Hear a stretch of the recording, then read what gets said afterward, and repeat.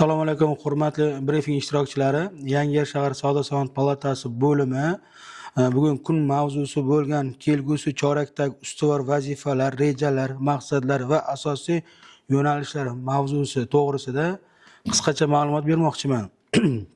Yangiyer shahrida ijtimoiy, iqtisodiy rivojlantirish bo'yicha kelgusi choraklarda bir qator ustuvor vazifalar belgilanib olingan. Jumladan aholi bandligini ta'minlash, yangi ish o'rinlari yaratish, tadbirkorlik subyektlarini qo'llab-quvvatlash hamda investitsiya loyihalarini kengaytirish alohida e'tibor qaratildi. Shuningdek, mahallalar infratuzilmalarini yaxshilash, ichimlik suvi, elektr energiya va yo'llar, transport tizimi bilan bog'liq maqsadlarni bosqichma-bosqich hal etish rejalashtirilgan.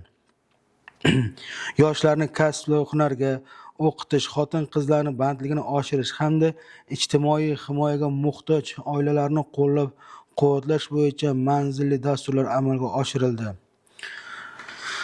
Raqamli texnologiyalarni keng joriy etish, davlat xizmatlarining sifatini oshirish va aholi murojaatlari bilan ishlash samaradorligini kuchaytirish ham asosiy yo'nalishlardan biri hisoblanadi.